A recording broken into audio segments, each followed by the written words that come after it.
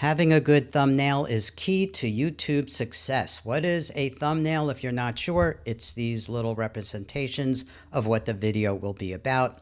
I did a search for quiz videos, and of course, they all show up there with their thumbnail. And the idea is to capture attention, right? And they do. They're very pop out like. You can see the letters are popping out and got some nice pictures in here. So I want you to notice there's a theme here of red, and there could be some black here at the bottom with some text or not, and depending on the type of video too. These trivia ones are especially like that, or a guessing one. It's got red at the top. I'm going to get back to this one. It fascinates me. But here's the same thing. Are you smart? General knowledge. And by the way, look at this one. Are you smart? General knowledge. It's got 10 pictures in the middle. I'm going to go back up to the top. Are you smart? General knowledge, 8 pictures in the middle. It's not the same channel. This is fun quiz questions. And this one down here is guessers. So one or more places are copying another, but there's a reason, and this is actually a good thing. They're working, right? So when you see these channels here that are looking similar, but they're getting lots of activity, like this is getting this video right here, got 1.4 million views, and that's just one video for this company, this channel, Guessers. Just duplicate success, you know, go for it. You can see a lot of them have a red top, and you know, maybe more if there's more that makes sense. All right, and I just want to take a little detour and talk about this one because it is so different. I'm looking at this company Quiz Tunnel. I'm just taking a little side, like I said, a side moment here to look at this channel. Just they're doing it totally different. These are really easy to make, obviously, really easy. There's just some text. And they have 50,000 subscribers. Now, I'm not saying that's really great, but they started about a year and 3/4 ago and have put up only 95 videos. So here's the thing. A lot of these channels are putting up hundreds of videos. Don't get overwhelmed by that because they do it over time, over a few years, say. But this one only put up 95 videos and is getting here 3.1 million views on this one, 536,000 views on this one. And this compensate for the number being less than 100 here of videos. This is really successful. And definitely something to look into because these are so easy to make.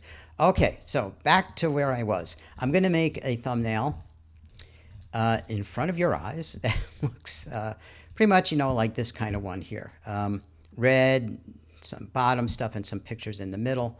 So to do that, I'm in Canva, and I'm going to go to social media here and find the template layout for a YouTube thumbnail. Click on there. The reason this is good, it's already the correct size. When this comes up, you've got these templates you can use, but none of these really apply because all of these, or just about every one of them, has a person in it. So these are made for where a person is seen in a video. Or let me just point out one thing. If I do see a thumbnail like this or like these, I would expect to see someone in the video. So if I click on that and it turns out to be there's nobody in the video, that's not really good. And of course, that has nothing to do with the ones we're doing. I'm just pointing out the thumbnails really got to give an impression of what the video is. I would feel a little deflated if I was expecting to see a person talking and I didn't. But we're doing the opposite. These are faceless videos. It's a huge market on YouTube.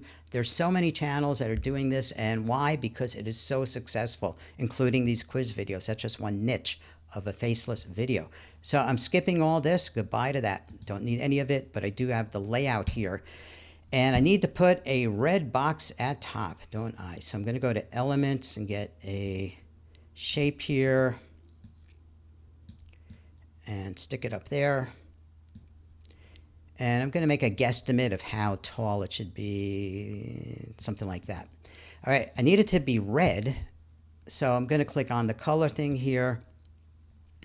And none of these, at least in my setup, is a pure red. So I'm going to do something that will be confusing to a lot of people, but I'm going to change this code down here. Of course, I don't expect people to know these hex codes for colors, but it's my world making websites, so of course I know it. What I want is FF0000. And now I have a pure red one. I'm going to copy and paste this because I want the size to be the same for the one at the bottom. Now this one is just going to be black, and I do have black right here, so no sweat. All right, so I want the words, "Are you smart?" Just like that. So let's get a text box, and I'll just grab one of these. I'm going to make it a little bigger. I'm going to work with it right here for a moment. I need it to say, "Are you smart?" in all capital letters, uppercase, so "Are you smart?" And with a question mark. Whoops. Smart. I wish I was smart enough to type. Okay, there we go. And I'm going to do a couple of things here. So one thing I want to do is make this white. And I'll show you why. That's going to be white. Of course, you don't see it now. It didn't go away. It's just invisible at the moment. And this one's going to be yellow. And I'm going to do a code again for yellow. In this case, if you want to follow along, it's FFFF00. Okay? And I'm going to drag this whole thing up here. And now you can see that. What I need to do is make this bigger and probably spread the letters out a bit. So let's give that a try. I also want to change the font to something a little bolder maybe. Like here's one. Let's see how this looks. Not that different, subtly different, but it's okay. And I need to get it down there and be in the middle. And I want to do now the outline effect. So if you look closely at this one here that I'm using as a model, you can see the letters, well, it might be hard for you to see in this video, but the letters have a border around them that really makes them pop out. So I'm going to do the same thing here. It's an effect that's built into Canva. I'm going to go to Effects, and it's called Outline. Right here, Outline. And there it is, except it doesn't look good yet because the border is just gray. So don't want that. I want black. And there it is. But one more piece. I want this to be a thicker border. So I am going to go like that. And it's great now, except the letters are all on top of each other. So I'm going to go here to spacing and spread out those letters. Okay, so something like that. Are you smart? Looks like it needs to be bigger too. Let's see. If I make it bigger, I can probably pull the letters back not so far from each other. Yep, Are you smart? Looks pretty good. It's not the best one. I mean, looking at the others, I think they have figured out exactly which font to use, and I am just guessing at a font here, but I think it's adequate. It's fine. So at the bottom there says general knowledge, and I can't say general knowledge because mine is specifically about outer space. So I'm going to say outer space knowledge, just like that. So I need some text again, and I'm going to say in all caps, outer space knowledge. Okay, outer space knowledge. Going to make this a color that looks similar to the one they're using, which I believe is this, and drag it down. And of course, like I did above, I'm going to make it much bigger. Font, should I use the same font? Yeah, I guess so. So it was League Spartan. Here it is. And just go for it.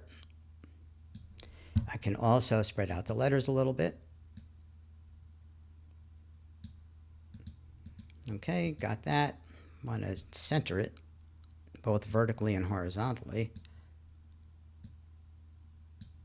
All right, and just moving it up.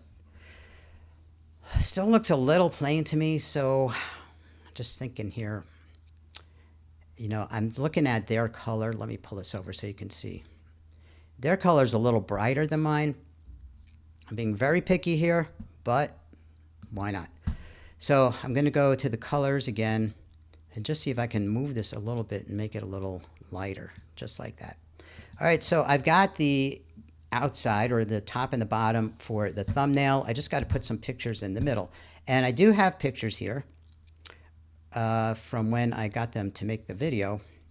They're here. There's one problem. It's not really a problem, but where did it go? Come back, projects, ABC.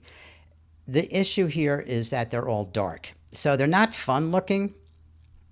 For example, again, an example, these are all light colored and they look really cool in the middle. So I don't have that luxury here, having done all dark pictures. And I could go get some others, but I'm just trying to get through making this video. So let's go back there. And I'm just going to pop these in. I keep losing that. Let's see. Projects.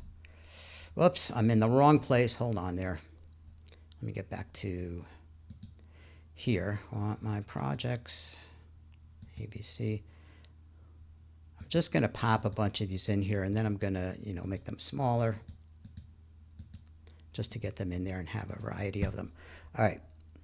So I'm just going to start playing around a bit and just do some spacing of these. It's not going to look bright, like I said, but it will be enough for me to have a thumbnail. That's the important thing. And you know what I think I'm going to do? I'll pause the video here and I'll show you what I did with these, because it's going to take me a couple of minutes. So hold on there and I will come back. Okay, I've finished making the thumbnail. You can see it in front of you. As I said before, I wish some of these were lighter pictures, but I didn't plan ahead for that, so my fault. Anyway, got pictures in here, and it was just a matter of sizing them in. That was the important thing, so that they look uniform.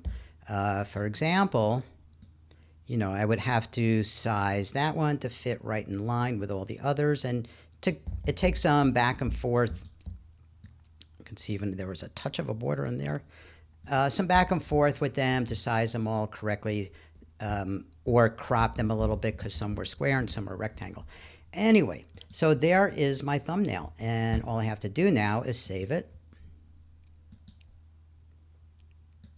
to my computer, and when I upload the video to YouTube, one part of that is uploading the thumbnail too. So I'm simply going to call this thumbnail.